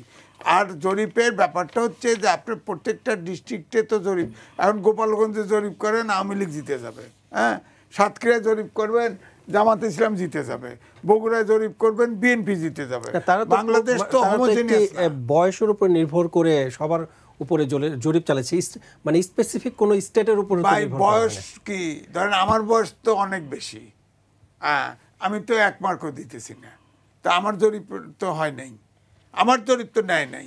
আমি একজন বলতেছি, আমি তো সরকারকে 0 দেই এখন, কারণ সরকার টোটালি ব্যর্থ, তা আমার তো জরিপ নেয় নাই। তো সুতরাং আমি এই জন্য বলবো, কার কাছে টেলিফোনে কারে কোন রিচ করছে এইসব জরিপ বিদেশি, আপনার দেশের অবস্থাটা দেখেন, তারপরে আমি বলবো কোনো জরিপকে ফেলিয়ে দেওয়া যায় না। এটা রিপাবলিকানের আপনি মনে রাখেন, এটা রিপাবলিকান, এখন ট্রাম্প ক্ষমতায় আছে। এখন আমেরিকার লোক, আমি বলতেই হবে যে আমেরিকান নাগরিক কিন্তু ডক্টর মোহাম্মদ ইউনূস, এবং শতগুলো লোক হায়ার করা হয়েছে, অধিকাংশ আমেরিকান নাগরিক, যারা ডুয়েল সিটিজেন এই উপদেষ্টা পরিষদে আছে সব আমেরিকান। সুতরাং আমেরিকার নিজস্ব পলিসি আছে। এখন ওই যে আমি বললাম না যে গোপন চুক্তি করছে, ইতিমধ্যে 2টা পোর্ট দিয়ে দিছে, মানবিক করিডোর দিয়ে দিবেন, এটা নিশ্চয়তা কি বলেন? 80টা দেশে সেনাঘাঁটি আছে, এই দক্ষিণ এশিয়াতে আমেরিকার সেনাঘাঁটি নাই, সেনাঘাঁটি করবে না, এটা চুক্তিতে নাই, এমন কি বলবেন? এগুলো শেষ করে দিয়ে ইউনূস ইলেকশন দিবে। সুতরাং এই ইলেকশন হবে না, তো এই ইলেকশন হয় পিছাবে, আর নাহলে ইলেকশনই হবে না। দেখেন আপনি, কারণ পারসেপশন, সবার পারসেপশন ইলেকশন হবে না, কারণ অভ্যুত্থানের শক্তি দ্বিধা বিভক্ত। জামাতের দাবি মানা হয়ে গেছে, নিচু কক্ষে ডক্টর মোহাম্মদ ইউনূস কিন্তু পিআর সিস্টেম দিয়ে দিছে নিচু কক্ষে, অর্থাৎ যত পার্সেন্ট ভোট পাবে উচ্চ কক্ষে, নিচু কক্ষে আমি বলতেছি শোনেন, নিচু কক্ষে যত পার্সেন্ট ভোট পাবে উচ্চ কক্ষে সেইভাবে নির্ভর করে।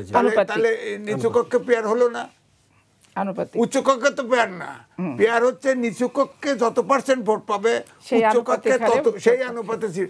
আগে মহিলা আসন হচ্ছে যতগুলো সিট পাইতো সেই অনুপাতে মহিলা আসন হতো, এবার নিচু কক্ষ পিআর সিস্টেম মেনে নিচ্ছে, তো জামাতের দাবি তো মানা হয়ে গেছে।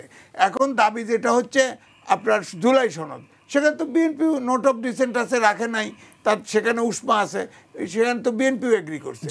জামাতের তো আর দাবি নাই, মাঠে আছে কেন? তাহলে তাই জন্য ডাউট করা হয় তারা, কারণ নায়েবে আমির সাহেব ভারতে দোভালের সাথে দেখা করে আইছে, কি কান পড়া নিয়ে আইছে কে জানে, তো এখন তো তারা মাঠে আছে, তো তারা তো নির্বাচন চাই বলে মনে হয় না তাদের অবস্থা দেখে। এখন এনসিপির গাড়ির দোষ পাইলে তো হবে না।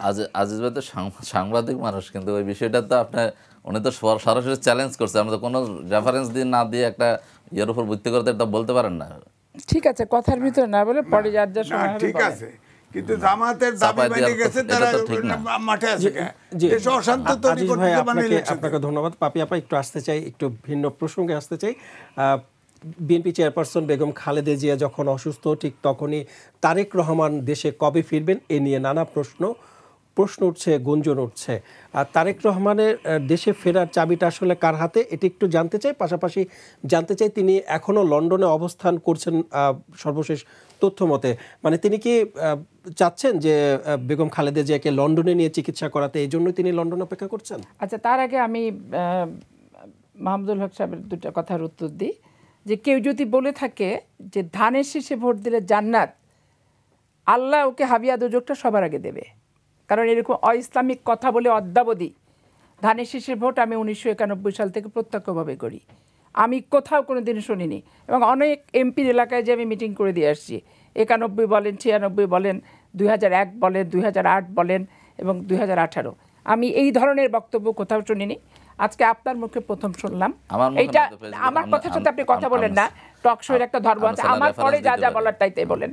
আপনি ইউটিউবের যেটা দেখেছেন সেটা বাস্তবতাটা যাচাই করে দেখেন। আর আমার জানা মতে এটা আমরা আজ পর্যন্ত কোথাও বলিনি, যদি কেউ বলে থাকে এটা চরম অপরাধ এবং ধর্মীয় দৃষ্টিভঙ্গি লঙ্ঘন, এবং সে আল্লাহর শিরক করার মতো অপরাধ করেছে বলে আমি ব্যক্তি পাপিয়া একটা মুসলমানের মেয়ে হিসেবে এটা মনে করি। এখন আপনি বলেন তো, শাহজাহান চৌধুরী সাহেবের এত আলেম মানুষ যে উনার কারণে সূর্য থেমে যায়, এই বক্তব্যটা কি দেশ জাতির জন্য খুব ইসলামিক কায়দা কানুনের? এবং জামাতে ইসলাম পাওয়া যাবে যদি হচ্ছে দাড়িপাল্লায় ভোট দেওয়া যায়, জান্নাতের টিকিট 100%, জান্নাত পাওয়া যাবে যদি দাড়িপাল্লায় ভোট দেওয়া যায় 100%। এই যে করছেন, তাহলে এইটা আপনার কি ইসলামিক কথা না ইসলামিক কথা?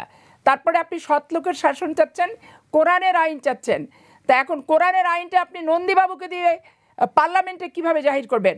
এইটা একটা প্রশ্ন আপনার কাছে আমার। তারপরে আপনারা যে মুদ্রার এপিট বলে, আমাদের দেশ সবচেয়ে শান্তিপূর্ণ দেশ পৃথিবীর ভিতরে, যেখানে সকল ধর্মের বর্ণের লোকেরা শান্তিপূর্ণভাবে বসবাস করছে।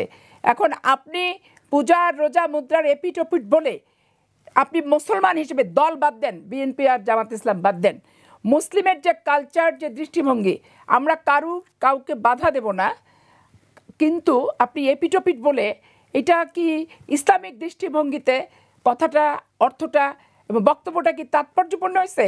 এটা আপনাকে বলতে হবে। আর নির্বাচন কারা বানচাল করতে চায়, এই যে ডিসিএসপিকে নিয়ন্ত্রণ করতে হবে, এইটা আপনি অ্যাডভোকেট সাইফুল থেকে শুরু করে শাহজাহান সাহেব প্রত্যেকের বক্তব্য ভাইরাল হয়ে গেছে। তো এইখানে ডিসিএসপি নিয়ে আমি সিম্পল একটা জেলা চাঁপাইনবাবগঞ্জের কথা বলছি, কারণ আমি 64টা জেলার কথা বলতে পারি না। ওইখানে বিএনপির ক্যান্ডিডেটরা আছে, তারা বুঝবে কোথায় কি আছে। আমার যেটা নলেজে আছে আমি সেটুক বলেছি। তাহলে ডিসিএসপিকে ভোট শুধু ভোট দিলে হবে না, ডিসিএসপি নিয়ন্ত্রণ করতে হবে, ভোট কনফার্ম করতে হবে। সাইফুল টাকা দিয়ে গোয়েন্দা সংস্থা ওসিকে দিতে যাচ্ছে থানায়, সে আমার খুবই ক্লোজ, আমার সাথে সে ব্যারিস্টার রফিকুল ইসলাম মিয়ার চেম্বারে বসতো, তার সাথে আমার অনেক সখ্যতা, ভালো সম্পর্ক। তারপরে এই যে বক্তব্য বিবৃতিগুলো, এগুলো আপনারা করে বেড়াচ্ছেন ভাই। হাদিস নিজের মতো নিয়ে নিছেন ব্যাখ্যা, কোরআন পার্সোনাল প্রপার্টি বাড়িয়ে নিছেন, আবার মৃত্যুর পরে কোন দলে ভোট দিছো এটাও যখন মেয়েদেরকে আপনাদের ওই তালিম ক্লাসের নামে বোঝানো হয়, এগুলোও তো ভাইরাল। তো নিজেদের ভাইরালগুলো আগে ঠেকান, নিজেদের ভাইরালগুলো ঠেকান। আর আমরা আমাদের কেউ কোথাও যদি এরকম ইসলাম বিরোধী পাপের বক্তব্য দিয়ে থাকি, তো সেইটাও আমরা নিজেরা নিজেদের পরিবর্তন করার চেষ্টা করব। এইটা হচ্ছে বড় বিষয়। আর আপনি তারেক সাহেবের প্রশ্নে যে কথাটা বললেন, দেখেন বাংলাদেশের রাজনীতি কতটা পরাধীন এবং ভারত কিভাবে বাংলাদেশকে নিয়ন্ত্রণ করে, আজকে এটা চিন্তা। বাংলাদেশকে এখনো ভারত নিয়ন্ত্রণ করছে, আওয়ামী লীগ তো নেই। আপনারা তো ভারত সারা জীবনে প্রেসক্রিপশনে বাংলাদেশ চলছে। আচ্ছা, এখন আপনি যে প্রশ্নটা একটা করলেন সেটার উত্তর দিই, তারপরে এখন নিয়ন্ত্রণ করছে কিনা সেটা আমি বলি। 81 সালে রাষ্ট্রপতি জিয়া রহমানের মৃত্যু চট্টগ্রামের সার্কিট হাউসের 1 নম্বর কক্ষে যে হলো 30 মে 1981 সাল। অঙ্গরপোতা, দহগ্রাম, তালপট্টি এগুলো নিয়ে উত্তেজনা তখন অনেক ছিল। উত্তেজনা নিরসন করতে যে সেইখানে উনি ডাইরেক্ট গেছেন, সবাই ডিজিডিএফআই, এনএসএ সবাই নিষেধ করছিল আপনি যেন না, গেলে আপনি ফেরত আসবেন না। উনি কিন্তু ওখানে গেছেন, যে উনি নিহত হয়েছেন। এখন তারপরে দেখেন 1/11 আসলো। 1/11 তো একটা ষড়যন্ত্র, এবং একটা বিদেশি শক্তি কে রাষ্ট্রপ্রধান হবে, কোন দলের কে প্রধান হবে, এইটা বিদেশি রাষ্ট্র নিয়ন্ত্রণ করতে পারে। আমি যে বারবার আপনাদের বলি যে ওই 1/11 ফর্মুলা 25 পর্যন্ত চলছে, এবং আপনি খুব ভালো করে দেখেন যারা উপদেষ্টা মণ্ডলীর ভিতরে আছেন সব কিন্তু 1/11 প্রবক্তা। কেউ পার্টি তৈরি করতে গেছিল, পারেনি কামিয়াব হতে, তৃণমূলের ইয়ের কারণে জনসমর্থন তাদের বিপক্ষে ছিল। আবার কেউ টক শো থেকে বক্তব্য বিবৃতিতে সব কিছুর ভিতরে এই মাইনাস ফর্মুলাটা যে নিয়ে আসছিল, সেই ফর্মুলাই তো এখন কার্যকর। এবং এইটা পরিষ্কার হয়ে গেল জনসমক্ষে আরও, যে আমি আমার দেশে কে রাজনীতি করবে, কে তার পার্টির প্রধান হবে, পার্টি কাকে প্রধানমন্ত্রী করবে, এটা নিয়ন্ত্রণ করছে বিদেশ, নিয়ন্ত্রণ করবে বিদেশ, নিয়ন্ত্রণ করেছিল বাংলাদেশের একটি বিশেষ বাহিনীর লোকেরা। তাহলে এইটা স্পষ্ট হওয়ার পরে প্রত্যেকটা মানুষকে অন্তর উপলব্ধি করতে হবে যে আসলে ভারত তাদের এই বাংলাদেশকে তাবেদার রাষ্ট্র বানানোর প্রক্রিয়া কি এখনো ছেড়েছে? প্রক্রিয়া কিন্তু ছাড়েনি। এবং শেখ হাসিনাকে তাবেদার বানায় বাংলাদেশে শুধু আলেম ওলেমা হত্যা না, প্রত্যেকটা মানুষের জীবন, জীবিকা এবং নিরাপত্তা সব কিছু ভারত কেড়ে নিয়েছিল। এবং তার অধীনে নির্বাচন, বাংলাদেশের নির্বাচন কমিশনের অধীনে কোনো নির্বাচন হয়নি, ভারতের অধীনে ভারতের প্রেসক্রিপশন মাফিক নির্বাচন হয়েছে। এই যে ফাঁসি, যতগুলাকে ফাঁসি দেওয়া হয়েছে সব কিন্তু ভারতের প্রেসক্রিপশন মাফিক, তালিকা মাফিক ফাঁসি দেওয়া হয়েছে। আর এখন নির্বাচন হলে কার অধীনে নির্বাচন হবে? নির্বাচন হবে এটাই তো কেউ বিশ্বাস করে না। অধীন তো পরের কথা, কারণ এদের তো এজেন্ডা বাস্তবায়নের জন্য ওনারা আসছেন, তো ওনাদের এজেন্ডা বাস্তবায়ন তো এখনো হয়নি। ঐক্যবাদ কমিশনের এজেন্ডা বাস্তবায়ন হয়নি, তারপর নির্বাচন কমিশনকে দিয়ে কেবল দুই একটা করে করছে। তো এরা তো দীর্ঘমেয়াদিতে আসছে, এরা কোনো স্বল্প মেয়াদিতে আসে না। আমার ব্যক্তিগত ওপিনিয়ন আমি বললাম, কারণ আমি আমার দলের প্রতিনিধিত্ব এখানে বসে করছি না। রাষ্ট্রের নাগরিক হিসেবে আমার স্বাধীন সত্তা আছে, আমার বিবেকের স্বাধীনতা আছে। রাষ্ট্রের যে কোনো বিষয় নিয়ে আমি স্বাধীন সত্তার, বিবেকের স্বাধীনতা নিয়ে কথা বলতে পারি। আমার দৃষ্টিভঙ্গিতে আমি একটু যোগ করতে চাই যে এই যে নির্বাচন কমিশন তাহলে যে এত প্রস্তুতি নিচ্ছে, সরকার থেকে বলা হয়েছে যে ঐতিহাসিক এই নির্বাচন গর্ব করার মতো নির্বাচন হবে। গতকালকে প্রধান উপদেষ্টা এমন মন্তব্য করেছেন। উনি তো কথা খুবই কম বলেন, প্রত্যেকে কথা খুব কম বলেন উপদেষ্টারা। কারণ বলতে যে আবার বেশি কথা বলতে যে কি যতটুকু প্রয়োজন ততটুকু কথা বলতে যে আবার মনের কথাটা মুখে বেরোয় আসে কিনা, এই ক্ষেত্রে এনারা অনেক সাবধানতা অবলম্বন করেন। তবে বাংলাদেশের যে পরিস্থিতি, নির্বাচন আমরা যেভাবে দেখেছি, সেই প্রশাসনিক যে প্রস্তুতি, এই প্রস্তুতিটা আমি এই সরকারের ভিতরে দেখছি না। ধন্যবাদ আপনাকে। আমি মাহফুজুল হক চৌধুরী আপনার কাছে একটু আসতে চাই যে গর্ব করার মতো একটি ইলেকশন দিতে পারবে কিনা নির্বাচন কমিশন? জি, জীবনের সব আয়োজন এখানে একসাথে। ধন্যবাদ। আমার মনে হয় আমরা আশা করি, আমরা আশা রাখতে চাই, আস্থা রাখতে চাই। আমরা এখনই যদি সব হতাশা প্রকাশ করি তাহলে আসলে আমাদের নেক্সট স্টেপ কি, আমাদের উত্তরণের উপায় কি? আমরা তো শেখ হাসিনাকে তাড়িয়ে মানে এই একটা সরকার পেয়েছি, কারণ এই সরকার মাধ্যম যদি নির্বাচন না হয় তাহলে পরবর্তী নেক্সট হোয়াট ইজ নেক্সট আসলে কি, জাতির জন্য কি মেসেজ আমাদের জন্য? তো এই জন্য আমরা আশা করি যে প্রায় 2000 ছাত্র জনতার রক্তের বিনিময়ে, জীবনের বিনিময়ে যে সরকার গঠিত হয়েছে, প্রায় 40-45 হাজার আহত পঙ্গুত্ব বরণকারী, যাদের এখনও হাসপাতালে বেডে কাতরাচ্ছে, যারা ঘর হারিয়েছে, বার হারিয়েছে, যারা আয়নাঘরে বন্দি ছিল, যারা ফাঁসিতে ঝুলেছে, এই সব কিছুর বিনিময়ে আমাদের যে সরকার এসেছে, এই সরকার ব্যর্থ হলে এটা জাতির জন্য অনেক বড় ব্যর্থতার দায় এবং গ্লানি সবাইকে টানতে হবে। এজন্য আমরা মনে করি অন্তর্বর্তীকালীন সরকার, প্রধান উপদেষ্টা সে ব্যাপারে সচেষ্ট আছেন এবং থাকবেন, এবং তার যেই আন্তর্জাতিক গুডউইল এবং বা যেটা তার অর্জন জীবনে, সব কিছুই এক নির্বাচনের কারণে বিসর্জন দিতে চাইবেন না, এবং আমি মনে করি তার সে সদিচ্ছা থাকবে এবং আছে।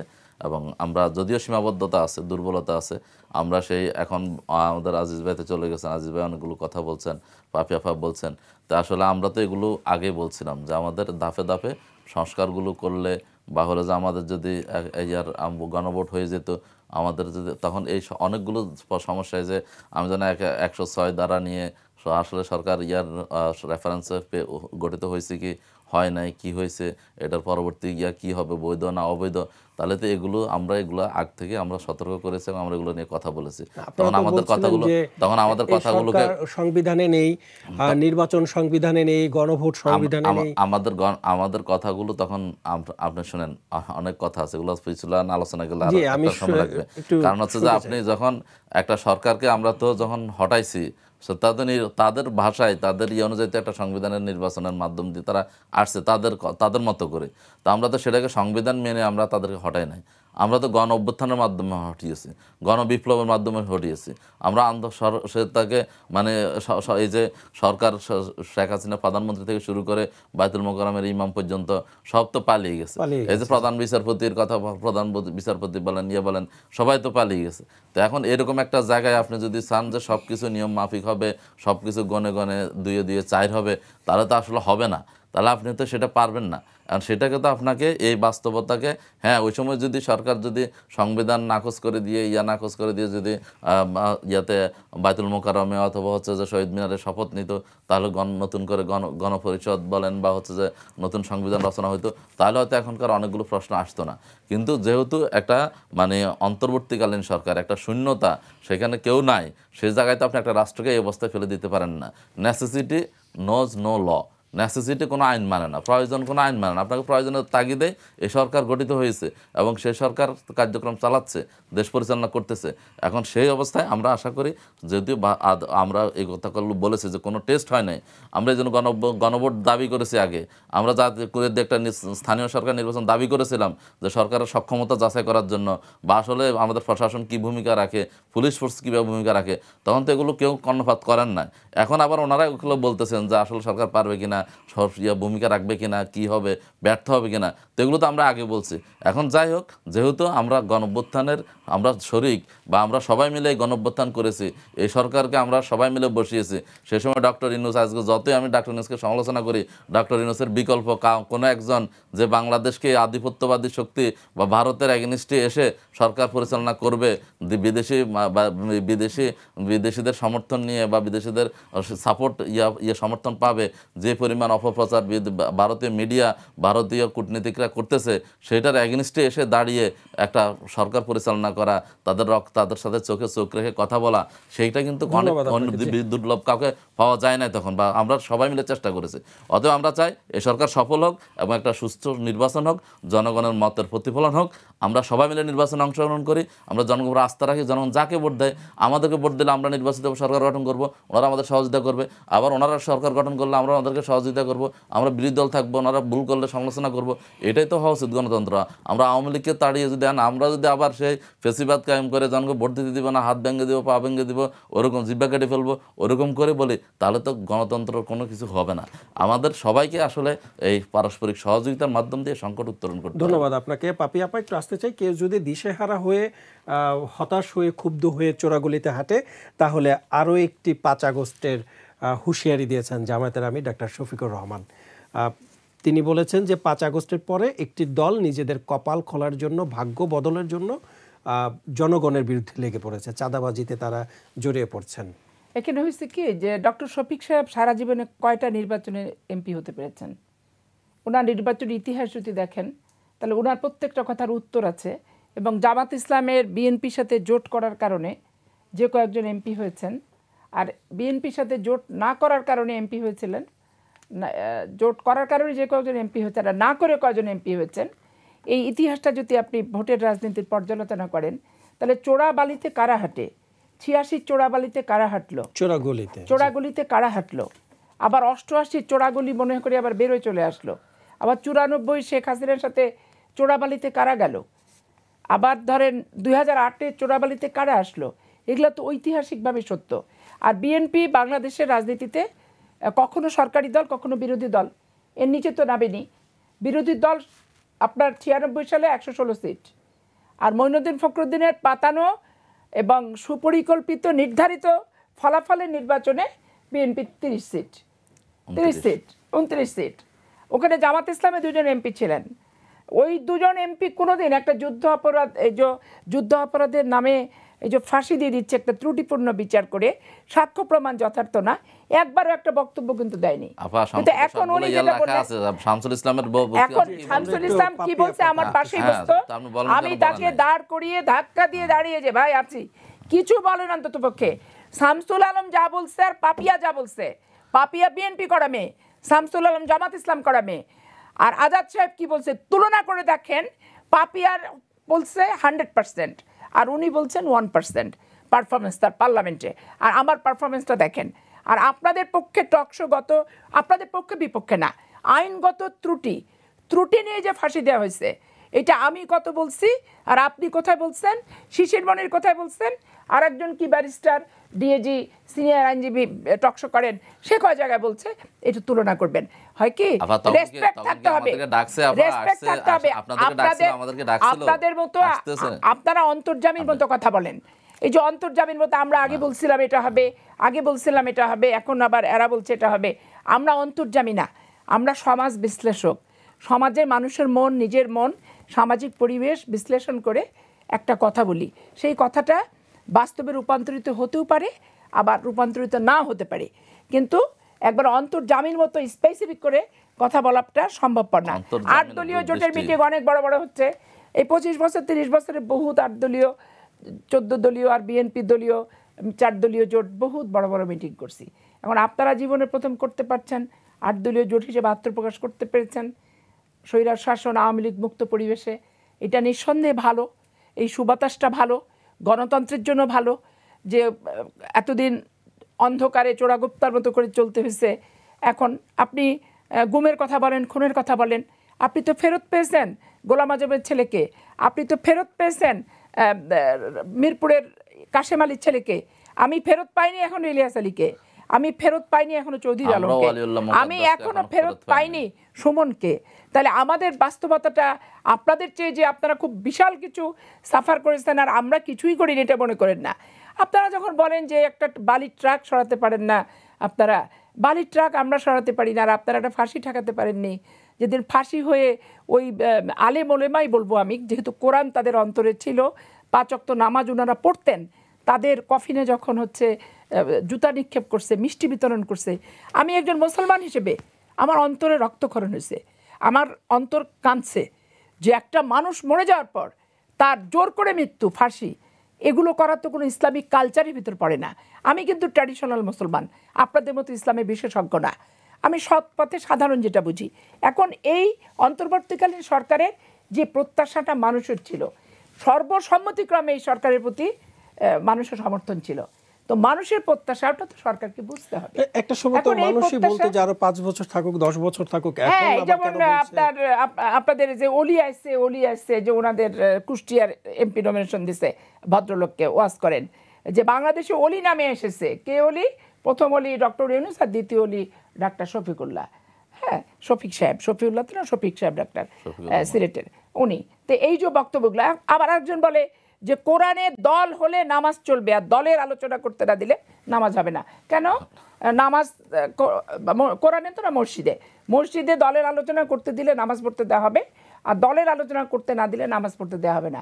তো মসজিদ তো নামাজের নির্ধারিত একটা জায়গা, আর দলের আলোচনা করার জন্য তো মাঠ, ময়দান, শিক্ষা প্রতিষ্ঠানের মাঠ, রাজনৈতিক বহুত মঞ্চ আছে, সেখানে তো করা যায়। তো এখন এই যে সংস্কারের ভিতরে ধর্মকে অপব্যবহারটা রোধ করা, কিন্তু গৃহযুদ্ধ বাঁধবে দুদিন পর, ধর্মের ব্যাখ্যা নিয়ে দেখবেন গৃহযুদ্ধ বেঁধে যাবে আলেম ওলেমা মোশাইখদের সাথে জামাত ইসলামের। মানে আপনি অলরেডি তো এমনটা বেঁধে আশঙ্কা গেছে, করছেন? অলরেডি তো বেঁধেই গেছে, অলরেডি তো বেঁধেই গেছে। যখন বলছে যে জামাত ইয়েকে রোজা, নামাজ, কালেমার চেয়ে ফরজ কাজ হচ্ছে জামাত ইসলামে ভোট দেওয়া, তাহলে এইটা নিয়ে অরিজিনাল আলেম ওলেমার কোরআনের যে ব্যাখ্যা কৌমিদের যারা চর্চা করে আসছেন সারাটা জীবন, তো তারাও তো ফেসবুকে বলতেছে যে না জি, আমরা এটা সঠিক না। অনুষ্ঠানের শেষ তো পর্যায়ে এই চলে যে এসেছি। ধরেন যে কোরআন একটা পবিত্র গ্রন্থ, মুসলমানদের ঈমান আনার একটা জায়গা, তো এই যে ভোটের রাজনীতিতে এই সমস্ত বিশৃঙ্খলা হাদিস কোরআনকে অপব্যাখ্যা করার, টেনে নিয়ে আসা, সবার আগে এটা রোধ করতে হবে এবং ধন্যবাদ এখানে আপনাকে। সংস্কার প্রয়োজন। আমি কেন বলবো যে দানে শেষে ভোট দিলে জান্নাত পাবো? আমি জান্নাত পাবো না হাবিয়া দুজক পাবো, নির্ধারণের মালিক হচ্ছে আল্লাহ। ধন্যবাদ কর্মফল আপনাকে। লিখবে জনাব দুজন মাহফুজুল ফেরেশতা, হক চৌধুরী, এর আপনাকে, বাইরে তো কোনো কথা নাই, একটু সময় দিতে থাকতেই পারে চাই, না। একটু সময় দিতে চাই। আমরা অনুষ্ঠানের শেষ পর্যায়ে চলে এসেছি, তারপর একটু সময় দিতে চাই। পাপি আপা যে বক্তব্য দিয়েছিলেন তার প্রেক্ষিতে আপনার কাছ থেকে কিছু জানতে চাই যে ধর্মীয় বিষয়টাকে ব্যবহার করা হচ্ছে কিনা, অপব্যবহার করা হচ্ছে কিনা, এটা একটা বিষয়। আরেকটা বিষয়, আপনাদের একজন প্রার্থী তিনি বলেছেন পূজা, রোজা, মুদ্রার এপিটোপিট, এগুলো কি ভোট পাওয়ার কৌশল কিনা? জি জি, ধন্যবাদ আপনাকে। যে প্রথম বিষয় হচ্ছে যে আসলে আপনারা তো সবসময় ধর্মীয় বিষয় নিয়ে টানে নিয়ে আসেন। এখন আসলে দুইটা বিষয় বুঝতে হবে, একটা হলো ধর্মীয় রাজনীতি, আর একটা হচ্ছে ধর্ম নিয়ে রাজনীতি। আমরা ধর্মীয় রাজনীতি করি, আমরা নর্দনত জাতীয়তাবাদী রাজনীতি করি না, আমরা হচ্ছে রাজনীতি করি, আমরা ধর্মীয় রাজনীতি করি, এবং ধর্মীয় রাজনীতি বাংলাদেশের আইনে নিষিদ্ধ না। আমি আমার রাজনীতির মাধ্যমে আমি ধর্মকে ইস্টাবলিশ করতে চাচ্ছি। ধর্মীয় কোরআন আপনি মনে করেন, আমাদের মধ্যে অনেকেই আছেন আমরা ইসলাম সম্বন্ধে আসলে কনসেপ্ট ক্লিয়ার না থাকার কারণে আমরা অনেক কথা বলি যে আমরা ইসলাম কি আপনার হচ্ছে যে শুধু নামাজ, রোজা, হজ, যাকাত এটার মধ্যে সীমাবদ্ধ? ইসলাম তো অন্য ধর্মের মতো না যে শুধুমাত্র আমি কিছু উপাসনা করলাম এর মধ্যে দিয়ে ইসলাম শেষ হয়েছে। Islam is the complete code of life. ইসলাম পরিপূর্ণ জীবন ব্যবস্থার নাম। ইন্নাদ্দিন ইনদাল্লাহ ইসলাম, ইসলাম হচ্ছে পরিপূর্ণ জীবন ব্যবস্থা। আপনি লাকাদ কানা লাকুম ফি রাসূলিল্লাহি উসওয়াতুন হাসানা, রাসূলের জীবনে আছে উত্তম সর্বোত্তম আদর্শ। এখন রাসূলকে শুধুমাত্র নবী হিসেবে শুধু ধর্মীয় নেতা ছিলেন, নাকি উনি রাষ্ট্রপ্রধানও ছিলেন, নাকি ওনার পরবর্তী যারা খলিফা ছিলেন তারা রাষ্ট্র পরিচালনা করেছেন? ওনাকে রাজনীতিকে বাদ দিয়ে রাজনীতিকে আমি কার্ল মার্কস, লেনিন ও মাও সেতুংয়ের অনুযায়ী চালাবো, আর হচ্ছে যে আমি শুধু মসজিদে গিয়ে আল্লাহু আকবার করে নামাজ পড়বো? ইসলাম কি এরকম ধর্ম? ইসলাম তো এরকম না। ইসলাম আপনাকে পরিপূর্ণ উদখুলু ফিস সিলমে কাফা, ইসলামে প্রবেশ করতে পরিপূর্ণভাবে। আমার মন চাইলে আমি কিছু মানলাম, কিছু বাদ দিয়ে দিলাম। আমি নামাজ রোজা পড়লাম, আমি স্পর্ধার বিধান মানলাম না, আমি অর্থনীতি মানলাম না, সুদ ঘুষ করলাম, তাহলে এটা তো ইসলাম না। ইসলাম পরিপূর্ণ, ইসলাম রাষ্ট্রের সাথে রিলেটেড।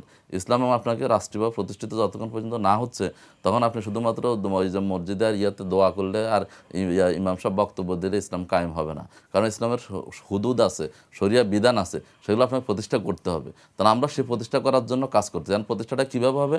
প্রতিষ্ঠাটা কি যুদ্ধের মাধ্যমে হবে? প্রতিষ্ঠায় মানুষ মেরে হবে না, প্রতিষ্ঠাটা জনগণের সমর্থন নিয়ে হবে। জনগণ যদি সমর্থন করে, আমার 51% বা 200 আসন যদি আমি পাই, জনগণ যদি আমার এই চায়, তাহলে আমি পরিবর্তন করতে বাধাটা কোথায়, প্রতিবন্ধকতাটা কোথায়? আমরা দেখি যে ওনারা বলেন যে আমরা ধর্মীয় রাজনীতির কথা বলি, ওনারা ধর্ম নিয়ে রাজনীতির কথা বলেন। ধর্ম নিয়ে রাজনীতি সেটা যখন দানের শেষে বিসমিল্লাহ, মানে লা ইলাহা ইল্লাল্লাহ, দানের শেষে বিসমিল্লাহ, তারপর হচ্ছে যে যখন নির্বাচনের তফসিল ঘোষণা দেয় তখন সিলেটে যায়, তখন ওই উদ্বোধন শুরু করেন, তখন দেখা যায় যে অনেক নেতার সারা বছর খবর নাই, নেতা পাঞ্জাবি এবং টুপি পরে শুরু করেন। এগুলো না হচ্ছে মানুষকে বিভ্রান্ত করা।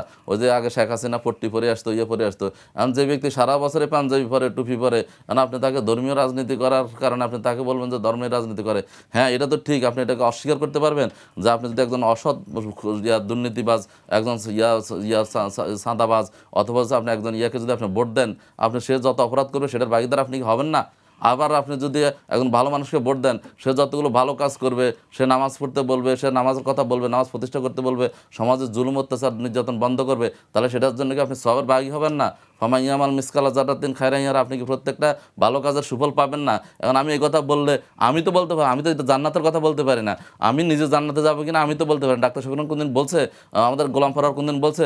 এখন কোন নেতা কোন কর্মী যায় একটু আফা বললেন, ওনাদের দলের নেতারা বলছেন, উনি বলছেন যে এটা অবশ্যই। আমিও বলি কেউ যদি এরকম বলে সে হচ্ছে জামাতে ভোট দিলে জান্নাতে যাবে, তাহলে সেটা অবশ্যই গ্রহণযোগ্য না। কিন্তু আপনি যে কাজগুলো করবেন আপনি সেই কাজের প্রতিফলন তো পাবেন। আপনি ভালো মানুষকে ভোট দিলে সেটার জন্য আপনি সুফল পাবেন, এটাকে আপনি বলবেন না? না বললে তো আপনি সমাজে সব কিছু গাঁজাখোরদের দুর্নীতিবাজদের হাতে তুলে দিবেন, সেটা তো ইসলাম অ্যালাউ করে না। আপনাকে তো সেটা অবশ্যই মানতে হবে। এখন আপনি পরিপূর্ণ আমি কোরআন পড়ছি বিধে আমি কোরআনের আয়াত বললে সেটা দোষ হয়ে যাবে, আপনি আরেকটা রেফারেন্স দিলে সেটা দোষ হবে না। আপনিও দেন, সেটা আপনি বলেন, আপনি কোরআন পড়ি, আপনি কোরআনের রাজনীতি করেন, আপনি আরেকটা ইসলামী দল খোলেন, সেটা অনুযায়ী আপনি বলেন, সমস্যা তো নাই। কিন্তু আপনাকে সেটাকে না করে আপনি ধর্মীয় রাজনীতি এবং ধর্ম নিয়ে রাজনীতি দুইটাকে একসাথে করে ফেললে তো হবে। ছোট করে যেতে চাচ্ছে যে পাপি আপা, আপনাকে আমি 1 মিনিট একটু সময় দিতে চাই। ভাই যেটা বলছিলেন যে কেউ যদি ভালো কাজ করে তাহলে তো অবশ্যই ভালো কাজের সওয়াব পাবে এবং তার একটা অংশ বিশেষ যিনি ভোট দিবেন তিনিও পাবেন, এমন একটা কথা বলছিলেন। আর কিন্তু আপনি বলছিলেন যে জামায়াত যেটা বলছে ধর্মকে অপব্যবহার করছেন। এখানে দেখেন, ইসলাম অবশ্যই মুসলমানদের জীবন বিধান, ছোট করে জানতে চাই, এটা বাস্তবিক যে ইসলাম মুসলমানদের জীবন বিধান, কিন্তু জীবন বিধানটা যখন অপব্যাখ্যার ভিতর চলে যাচ্ছে এবং তাদের অপব্যাখ্যাগুলো বাংলাদেশের মুফতি শায়ক এদের সাথে ডিফারেন্স হয়ে যাচ্ছে, মানে জামাত ইসলামের অপব্যাখ্যাগুলোর সাথে জীবন বিধানের যখন পার্থক্য হয়ে যাচ্ছে, তখন আপনি কোনটাকে গ্রহণ করবেন? মুসলমান তো দ্বিধা বিভক্ত হয়ে গেল। যে একটা দেখেন এই যে তাবলিগ জামাতকে নিয়ে দুইপন্থী মারামারি গণ্ডগোল হচ্ছে। হ্যাঁ, এখন মসজিদ হচ্ছে মুসলমানদের পবিত্রতম স্থান, নামাজ আদায়ের জন্য, রাজনৈতিক আলাপের জন্য নয়। ওখান থেকে বেরোয় এসে বাইরে রাজনৈতিক আলাপ করলে সমস্যাটা কি? জামাত আমি ছাত্র জীবন থেকে দেখছি, ওই ছাত্রী সংস্থার মেয়েরা আমার তাপস হলে ওইখানে নামাজ পড়ার পর আমরা চলে আসতাম, ওরা বসে বসে তাদের আলাপ কুটুর কুটুর কুটুর কুটুর করে সাংগঠনিক আলাপ করতো। এটা যখন আমাদের চোখে পড়ছে আমরা বাধা প্রভোস্টকে জানাইছি, তখন নামাজ ঘরে নামাজের পরে তালা লাগাই দেওয়া হতো যে নামাজ শেষ হয়ে গেছে, এখন চলে যায়, এখানে কোনো আলাপ আলোচনা চলবে না। এখন আপনি গাঁজাখোর, মদখোর, আফিংখোর বানাই দিলেন আমাদেরকে, কি অন্যান্য সংগঠনকে। আর জামাত ইসলাম একবারে সব ধোয়া তুলসী পাতায় পুত পবিত্র সতীত্ব নিয়ে সব আসছে। এই সমস্ত কথাটা ভেক কথাবার্তা, এগুলো ঢালাওভাবে একদমই বলা, এগুলো ঢালাওভাবে একদমই বলা ঠিক না। মানে ওনারা পবিত্র জনগণের হাতে তো দিচ্ছেনই না, তার আগে নিজেই তো ফলাফল বলে দিচ্ছেন, নিজেই মন্তব্য করে ফেলছেন যে আমরা হচ্ছে ভোট যখন আসছে তখন মসজিদে যাচ্ছি, নামাজ পড়ছি, ভোট আসলে তো আমার নামাজ কাজা হয়ে যাচ্ছে মাগরিব, কারণ আসরের পরে একটা মিটিং করতে যে মাগরিব দৌড়াতে দৌড়াতে না পাচ্ছি মাগরিব আর না পাচ্ছি পরের মিটিং, তো কাজা নামাজটা এসে আমাকে তো বাসায় পড়তে হচ্ছে। নামাজ যার যার ব্যক্তিগত ইসলামিক বিধান, নামাজ ইসলামিক বিধান এবং যার যার ব্যক্তিগতভাবে পালন করতে হবে। আমার নামাজটা আপনি পড়ে দিতে পারবেন না, আমার নামাজ আমি না পড়লে আমার পাপ হবে, তাহলে আমার পাপ নিয়ে আপনার কথা বলার তো দরকার নাই। আমি যতটুকু করতে পারবো না আল্লাহর কাছে আমি আস্তাগফিরুল্লাহ পড়ে নেব, এবং পরবর্তী পর্যায়ে আমি যাতে ঠিকমতো করতে পারি আমি সেইটাই চেষ্টা করব, যাতে আমি এইটুকু করতে পারলাম না আমার জীবদ্দশায় যাতে আমি এইটুকু করতে পারি। জামাত ইসলাম ধর্মকে নিয়ে ব্যবসা করছে, ধর্মের অপব্যাখ্যা দিচ্ছে এবং ধর্মভীরু মানুষকে হচ্ছে প্রতারণা করছে। রাজনৈতিক সংস্কার আনা উচিত, যে ধর্ম নিয়ে কোনো পলিটিক্স চলবে না, ধর্মের অপব্যাখ্যা চলবে না। এখানে ধর্মের শায়ক অনেক বিশেষজ্ঞ ব্যক্তিরা আছেন, তারা যেভাবে যেটা বলেন এটা ইসলামিক মাফিক বলেন, রাজনৈতিক স্বার্থ হাসিল করার জন্য ওনারা বলেন না। দর্শক, আপনারা দেখছিলেন আমাদের নিয়মিত অনুষ্ঠান কালের সংলাপ। আজ এই পর্যন্ত। ভালো থাকুন, সুস্থ থাকুন, কালের কণ্ঠের সাথে থাকুন। আল্লাহ হাফেজ।